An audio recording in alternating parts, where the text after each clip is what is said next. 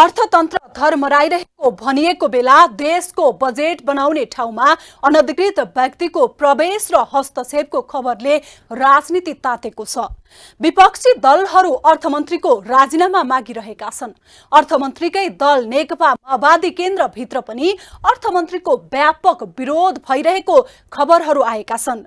Party अध्यक्ष प्रचण्डले नै अर्थमन्त्रीलाई भेटेर आक्रोश पोखेको खबर पनि छ। सरको दबावमा हुनुहुन्छ अर्थमन्त्री जनार्दन शर्मा। पछिल्लो बजेट प्रकरणबाट मात्रै होइन, भुइँचालो आएको शेयर बजार सुधारमा पनि प्रयास गर्न नसकेको आरोप अर्थमन्त्रीमाथि छ। नमस्कार, म शान्ति गिरी। यो हो न्युज एट टुडे। पुँजी बजारबारे विभिन्न व्यक्तिहरूको अलग अलग विचार होलान्। एक पटक तत्कालीन अर्थमन्त्री डाक्टर बाबुराम भट्टराईले पुँजी बजारलाई जुवाको संज्ञा दिएर विवाद भएको थियो। तर जे होस्, पुँजी बजारमा आम सर्वसाधारणको करोडौंको लगानी छ। मेहनतले कमाएको रकमबाट सहज पुँजी कमाउने चाहनामा लाखौं सर्वसाधारणले पुँजी बजारमा लगानी गरेका छन्। आम सर्वसाधारणको लगानीको संरक्षण गर्नु सरकारको दायित्व पनि हो। तर अहिले नेपालको शेयर बजार लगातार दोहोरो अङ्कले घटेर 2000 को अङ्क भन्दा तल झरेको छ। शेयर बजार मापक नेप्से परिसूचक पछिल्लो एक सातामा 30.54 अङ्कले गिरावट आएको छ। अघिल्लो साता 145.08 अङ्कले गिरावट आएको नेप्से परिसूचक यो साता 30.54 अङ्कले घटेको हो। गत साताको अन्तिम कारोबारको दिन शुक्रबार 2078.70 बिन्दुमा रहेको नेप्से यो साताको अन्तिम कारोबार शुक्रबारसम्म 30.54 अङ्कले घटेर 2048.16 बिन्दुमा झरेको छ। साताको 5 दिन भएको शेयर कारोबारमा 4 दिन नेप्से गिरावट हुँदा एक दिन भने वृद्धि भएको थियो। पछिल्लो समय शेयर बजार लामो समयदेखि निरन्तर रूपमा गिरावट हुँदै आएको छ। बजारमा आएको निरन्तर गिरावटका कारण 10 महिना अघि 32 अङ्क नजिक पुगेको नेप्से इन्डेक्स करिब 1150.67 अङ्कले गिरावट आएर 2048.16 अङ्कको बिन्दुमा झरेको छ। चालु आर्थिक वर्षको सुरुवातसँगै बैंकिङ प्रणालीमा आएको लगानी योग्य रकम, तरलताको अभाव तथा नेपाल राष्ट्र बैंकले मौद्रिक नीतिले शेयर धितो कर्जामा लगाएको 412 करोडको नीतिका कारण शेयर बजार घट्दै गएको छ। सरकारले आगामी आर्थिक वर्षको बजेट ल्याएपछि समेत बजार सुधार हुन सकेको छैन। साताको पहिलो कारोबारको दिन सोमबार नेप्से सूचकमा 12.89 अङ्कले गिरावट आएर 2065.82 बिन्दुमा झरेको थियो। सोमबार कारोबारमा आएका 228 कम्पनीको 44,09,691 किता शेयर 1,27,33,85,276 रुपैयाँमा कारोबार भएको थियो। त्यस्तै गत साताको दोस्रो कारोबारको दिन मंगलबार नेप्से परिसूचक 45.59 अङ्क घटेर 2020.23 बिन्दुमा झरेको थियो। तर बुधबार भने पछिल्लो एक हप्ताभन्दा बढी समयदेखि घट्दै आएको नेप्से परिसूचक 60.22 अङ्कले बढेर 2080.44 बिन्दुमा पुगेको थियो। बिहिबारदेखि बजार बढ्ने आकलन गरिए पनि एक दिन पनि टिक्न नपाई बिहिबार नेप्से परिसूचक 17.64 अङ्कले घटेर 2062.80 बिन्दुमा झर्यो। बिहिबार कारोबारमा आएका 229 कम्पनीको 41,56,104 किता शेयर 1,47,46,90,554 रुपैयाँ बराबरको शेयर कारोबार भएको थियो। साताको अन्तिम कारोबार दिन शुक्रबार नेप्से परिसूचक 14.64%ले घटेर 2048.16 बिन्दुमा झर्यो। त्यस्तै नेप्से परिसूचकमा 30 अङ्क भन्दा बढीले गिरावट आउँदा सातामा नेप्सेको कुल बजार पुँजीकरण 41 अर्ब भन्दा बढीले घटेको छ। गत साताको अन्तिम कारोबार दिन 29 खर्ब 59 अर्ब रुपैयाँ रहेको नेप्सेको यस्तो पुँजीकरण घटेर 29 खर्ब 17 अर्ब रुपैयाँमा सीमित भएको छ। यस साताको आइतबार र सोमबार पनि शेयरमा भारी गिरावट देखियो भने मंगलबार त बजार 2000 को बिन्दुबाट तल झर्दै 1996.26 बिन्दुमा आएर रोकियो। मंगलबार 36.07 अङ्कले घटेको शेयर बजार कारोबार रकम पनि मुस्किलले 1 अर्ब नागेको छ। किन घटिरहेको छ त शेयर बजार? विगत 1.5 दशक यताको इतिहास हेर्ने हो भने वैशाखदेखि असोज महिनासम्मको सिजनलाई शेयर सिजनको रूपमा लिइन्छ। यस अवधिमा शेयर बजारमा लगानीकर्ताको पनि उत्साहपूर्ण सहभागिता र बजार पनि हरियाली हुनुपर्ने हो। तर विडम्बना पछिल्लो केही समय यता सेयर बजार निरन्तर ओह्रालो लाग्दै आएको छ। सेयरको सिजन भनिएको महिनामा नै लगानीकर्ता निरुत्साहित भएका छन्। लगानीकर्तामा सेयर बजारप्रति खासै उत्साह छैन। विशेषतः वैशाख महिनाबाट सेयर बजारमा प्रवेश गरेर कार्तिक महिनापछि बाहिर निस्कन उपयुक्त मानिन्छ। बाँकी समय भने सेयर किन्ने सिजनका रूपमा लिइन्छ। तर पछिल्लो समय यता 1.5 दशक अघि देखिएको यही ट्रेन्ड सेयर बजारमा लागू भएको देखिँदैन। सेयरकै सिजनमा सेयर बजारमा उच्च अङ्कको गिरावट आउँदा लगानीकर्ता निराश बनेका छन्। पछिल्लो समय निरन्तर रूपमा ओह्रालो लागेको सेयर बजारले लगानीकर्तालाई पनि निराश बनाएको छ। अझै केही समय सेयर बजारमा यस्तै उतार चढाव रहिरहने विज्ञ बताउँछन्। सेयर मार्केट घट्नुका पछाडि अर्थविद तथा नेपाल राष्ट्र बैंकका पूर्व गभर्नर दिपेन्द्र बहादुर खत्री विभिन्न कारण दर्शाउँछन्। बजार अनुकूल नीति नहुँदा पनि पछिल्लो समय सेयर बजार निरन्तर ओह्रालो लाग्दै गएको छ। सेयर बजारका आधारभूत किसिमका मान्यताहरूलाई कार्यान्वयन गर्न नसक्दा पछिल्लो समय सेयर बजारमा निरन्तर गिरावट आएको छ। लगानी गर्नेहरूले के भन्नुभएको छ भने केन्द्रीय ब्याङ्कले 4 करोड र 12 करोडको चाहिँ जुन शर्त ल्याइदियो यसले गर्दाखेरि बिग्रियो भनेको छ। तर मलाई व्यक्तिगत रूपले के लाग्छ भने एउटा नेपालीले एउटै ब्याङ्कसँग सेयरमै जानको निमित्त 4 करोड रुपियाँ छापटी लिएर जान सक्छ र एकभन्दा बढी ब्याङ्कमा जानु पर्यो भनेदेखि 12 करोडसम्म लगानी गर्न सक्छ भने यसो हेरौँ, मैले त छाती समातेर भन्छु सबै नेपालीको निमित्त त्यो आँट र उमेद चाहिँ हुँदैन। अब 2-4 जना उमेद राख्नेहरूको निमित्त राज्यले यी सबै कुराहरू दिनुपर्छ भन्यो भनेदेखि त्यो स्वस्थ किसिमको नीति हो भने जस्तो मलाई पनि लाग्दैन। प्राइमरी बजार भन्दा सेकेन्डरी बजारको लगानी बढी जोखिमपूर्ण मानिन्छ। अधिकांश लगानीकर्ताहरूले सजिलो ढङ्गबाट रकम प्राप्त गर्ने र कम ब्याजदर हुँदा हौसिएर लगानी गर्ने प्रवृत्तिले पनि सेयर बजारमा पहिरो जाने गरेको अर्थविदको भनाइ छ। यस्तै बैंकमा पैसा अभावले बैंकिङ भाषामा भन्नुपर्दा बैंकको मार्जिन कल वा सापटी लगेको पैसा बैंकले फिर्ता गर्न दिने आदेशका कारण र फिर्ता गर्न बाध्य हुनुपर्दा पनि सेयरमा उतार चढाव आउने गरेको छ। बैंकले ऋण कम दिँदा पनि सेयर बजार ओह्रालो लागिरहेको छ भने बजारमा पैसाको अभाव हुँदा पनि सेयर बजार घट्नुको अर्को मुख्य कारण रहेको छ। सामान्यतः हप्ताको पहिलो र दोस्रो दिनमा सेयर बजार उकालो लाग्ने गरेको छ। हप्ताको सुरुवाती दिनमा उकालो लागेको सेयरलाई हेरेर साना लगानीकर्ता पनि सेयर बजारमा लगानी गर्न आकर्षित देखिने गर्छन्। त्यस पश्चात सेयर बजार निरन्तर ओह्रालो लाग्ने गरेको तथ्याङ्कले पनि देखाउँछ। सेयर बजार उकालो लागेको देखेर आकर्षित भएका लगानीकर्ता क्रमशः सेयर बजार घट्दै गएपछि निरुत्साहित हुन पुगेका छन्। तपाईँहरूलाई अहिलेको ट्रेन्ड के देखिया छ भन्नुहुन्छ भनेदेखि हप्ताको सुरुको दिनमा सेयर बजार चाहिँ एकदम माथि जाने हौसिए जस्तो हुने र त्यसपछि सबै साना लगानीकर्ताहरू पनि त्यहाँ झुम्मिएर चाहिँ लगानी गर्न खोज्ने अनि त्यसको दोस्रो तेस्रो दिनदेखि गएपछि फेरि खस्ने। त्यो खस्न गइसकेपछि त के भयो भने उनीहरूले त छोटो समयको लागि मात्रै यो इन्भेस्टमेन्ट नभएर ट्रेडिङमा जुन गइराखेका छन् उनीहरूलाई त त्यो पैसा फिर्ता गर्नुपर्ने परिस्थिति आयो। त्यसो हुँदा कतिपय साना लगानीकर्ताहरू लामो समयसम्म सेयर बजारमा नै रमाइराख्न नसक्ने परिस्थिति आएको हो। लगानीकर्ताले सम्बन्धित कम्पनीको आर्थिक योगदान के छ, भोलि हुन सक्ने सम्भावनालाई निहालेर लगानी गर्नुपर्ने हो। तर मुलुकमा जति सक्दो सस्तोमा लगानी गर्न पाए हुन्थ्यो भनेर राजनीतिक ढोकाहरू चाहने प्रवृत्ति पनि हाबी हुँदै गएको छ। सेयर मार्केटर्सहरूको राजनीतिक दलसँग साँठगाँठ बढ्दो देखिन्छ। केही समय अगाडि सेयर होल्डर्सहरू प्रधानमन्त्री शेरबहादुर देउवा समक्ष पुगेर सहयोग गरिदिन हारगुहार गरेका समाचार बाहिर नआएका पनि होइनन्।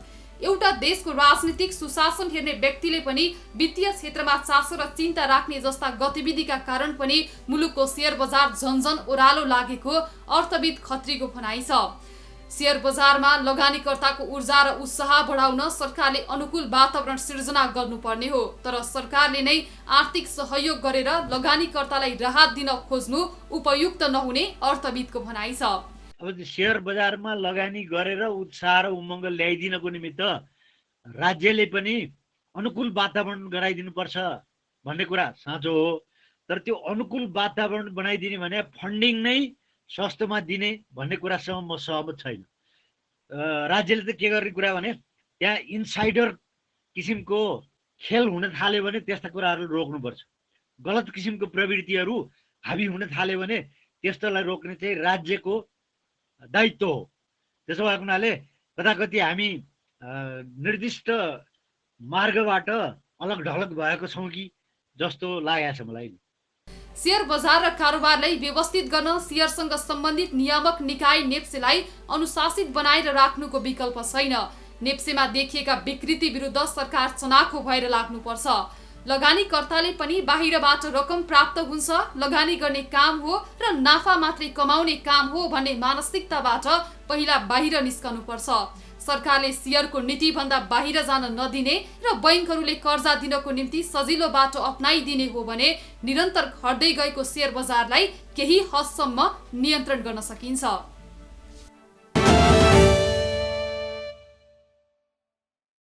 शेयर बजारमा लगातार गिरावट आएपछि आफूले लगानी गरेको पुँजी जोखिममा परेको र सरकारले जोखिमबाट निकासको लागि केही उपाय नगरेको भन्दै अहिले शेयर लगानीकर्ताहरू आन्दोलनमा उत्रिएका छन्।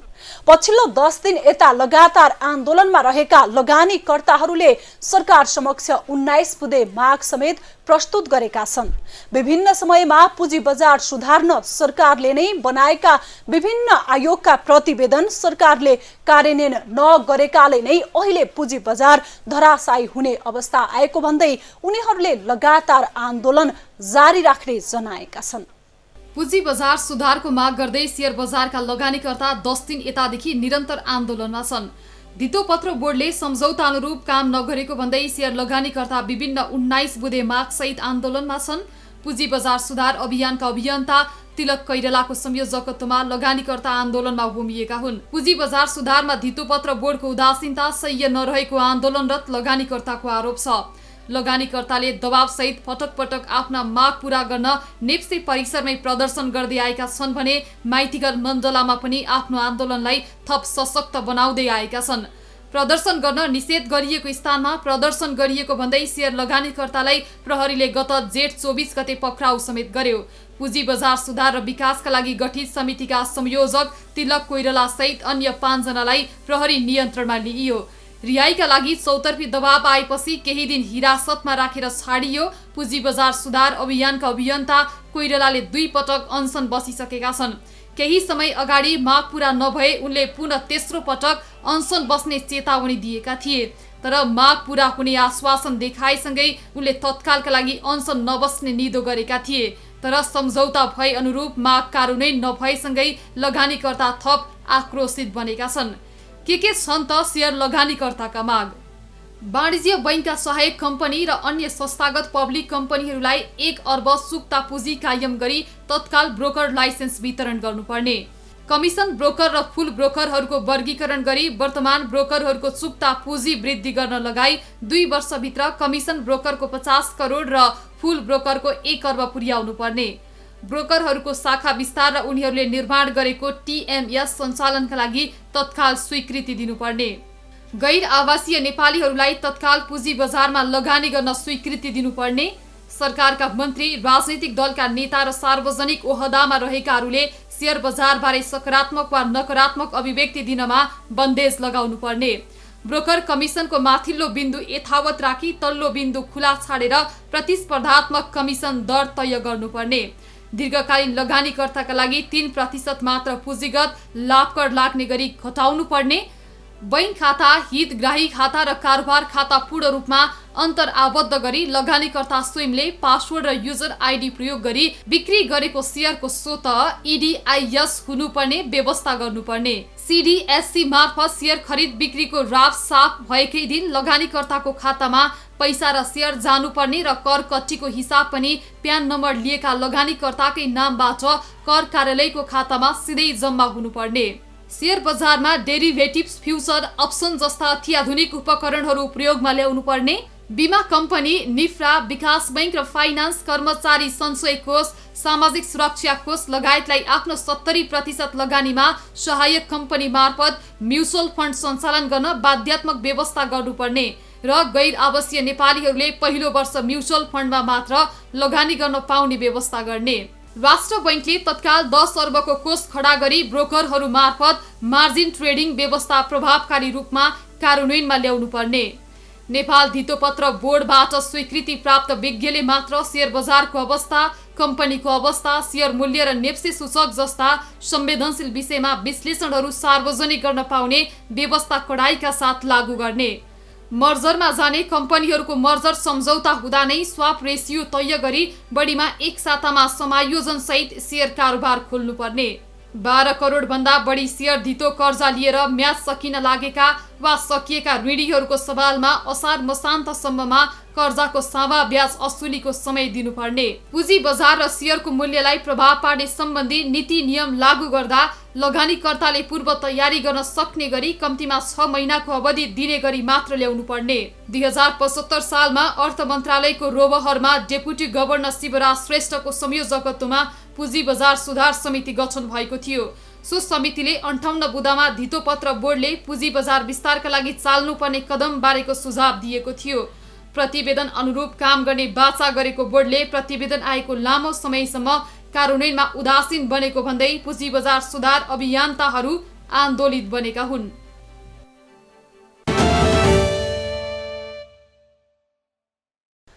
विक्रम सम्वत 1995 मा नेपाल राष्ट्रिय बैंक र विराटनगर जुट मिलले नेपालमा पहिलो पटक सर्वसाधारणका लागि शेयर जारी गरेका हुन्। त्यसै बेलादेखि अनौपचारिक रूपमा नेपालमा शेयर कारोबार सुरु भएको हो। यसले शेयर बजार स्थापना सँगै औपचारिकता भने धेरै पछि पायो। औपचारिकता कारोबार पछि बोली लगाएर सुरु भएको कारोबार अहिले डिजिटल प्रविधिमा गएको छ। लगानीकर्ताले घरबाटै बजारमा लगानी गर्न सक्ने भएका छन्। त्यसैले अहिले शेयर कारोबारले धेरैलाई आकर्षित गरेको छ। कम्पनीको पुँजी वा स्वामित्वलाई धेरै इकाइमा विभाजन गरी लगानीकर्ताहरूलाई बिक्री गरिन्छ। यसरी कम्पनीको पुँजीको विभाजित इकाइको दस्तावेजलाई शेयर भनिन्छ। शेयर भन्नाले सामान्यतया इकाइ भनी बुझिन्छ, अर्थात् नेपालीमा शेयर भनेको धितोपत्र हो। कुनै पनि कम्पनी खोल्न वा सञ्चालनको रहेको कम्पनीको अपग्रेडको लागि ठूलो धनराशिको आवश्यकता पर्छ, जुन 2-4 जना मिलेर तथा ऋण लिएर मात्रै पर्याप्त नहुन सक्छ। कुनै कम्पनी वा व्यवसाय सञ्चालन गर्नका लागि एउटै व्यक्ति सम्पूर्ण खर्च जुटाउन निकै हम्मे पर्छ। कम्पनीको लागि पुँजी जम्मा गर्न शेयर जारी गरिन्छ। शेयर पुँजीको अदृश्य इकाइ हो, जसमा कम्पनी तथा शेयरधनी बीच करार हुने गर्दछ। शेयरमा लगानी गरे बापत शेयरधनीहरूले प्रत्येक वर्ष कम्पनीको वित्तीय कार्य सम्पादन वा मुनाफाको आधारमा लाभांश प्राप्त गर्ने गर्दछन्।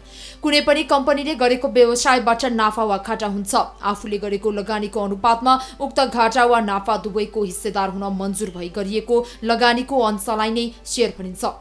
कुनै पनि व्यक्तिले कुनै पनि कम्पनीको स्वामित्व बेच्न वा किन्न चाहेमा त्यही बजारबाट किन्न सकिन्छ। कुनै पनि व्यक्तिले आफूलाई तत्काल नगद चाहिएमा आफूसँग स्वामित्व भएको कम्पनी भविष्यमा घाटामा जाने आशंका लागेमा वा त्यो भन्दा बढी नाफा अर्को कम्पनीमा आउने भएमा सोही शेयर बेच्ने गर्छन् र क्रेताले आफूलाई भविष्यमा नाफा वा आफूलाई मनपर्ने कम्पनीको शेयर किन्ने गर्छन्। यही शेयर खरिद बिक्री हुने स्थानलाई शेयर बजार भनिन्छ।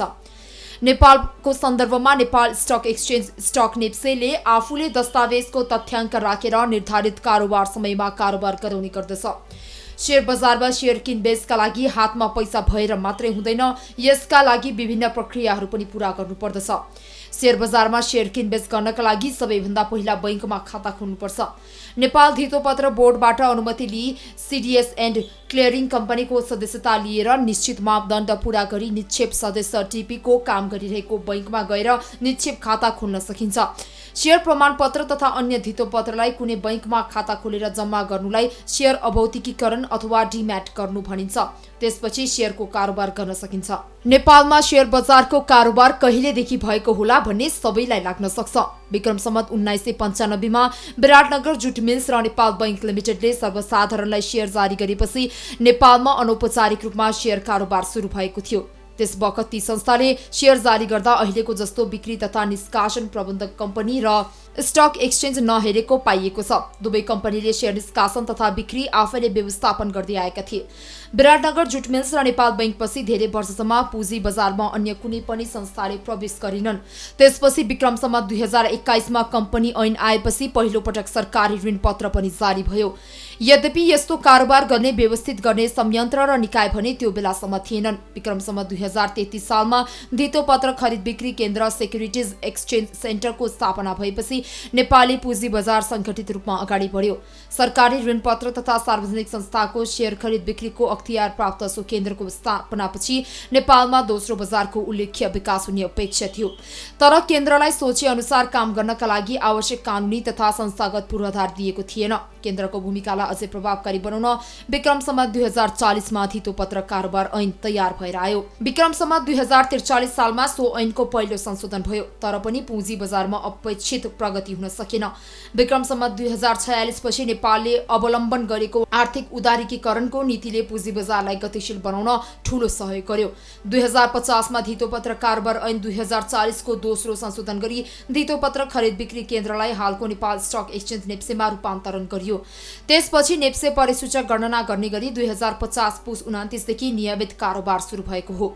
ऐन संशोधनपछि धितोपत्र कारोबारको नियमन गर्ने स्वायत्त निकायका रूपमा नेपाल धितोपत्र बोर्ड पनि स्थापना भयो।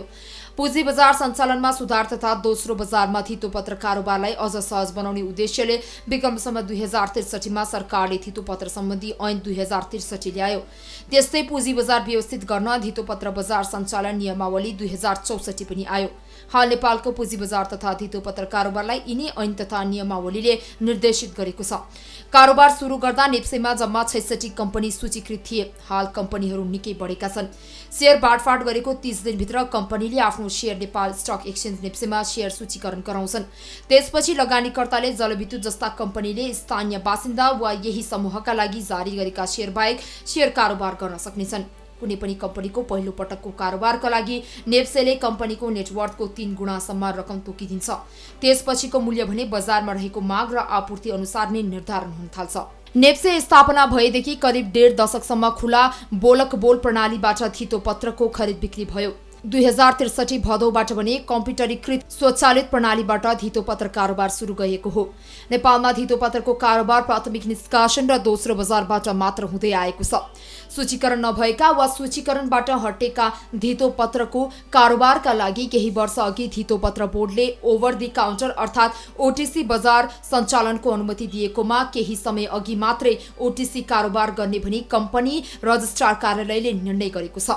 सो समयमा खास गरी नेपाल बैंक लिमिटेडको शेयर सूचीकरणबाट हटेपछि उक्त बैंकको शेयर ओटीसीबाट गर्नका लागि बोर्डले बाटो खुला गरेको थियो। पुँजी बजारको उच्चतम विकास भएका विश्वका धेरै देशमा धितोपत्रको कारोबार गर्ने अनौपचारिक बजार संयन्त्रको रूपमा तेस्रो बजार र चौथो बजार समेत अभ्यासमा रहेका छन्।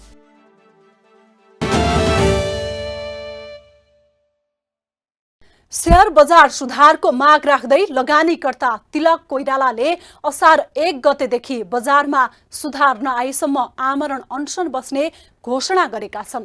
तिलक कोइरालाको यो घोषणामा लाखौं लगानीकर्ताको पनि साथ छ। लाखौं लगानीकर्ताको करोडौं रुपैयाँ दाउमा रहेको पुँजी बजार सुधार सरकारको दायित्व पनि हो। सरकारले यसमा छिट्टै चासो देला। हस् त आजलाई न्युज या टुडे यति नै। हामी सबैलाई बिदा दिनुहोस्। नमस्कार।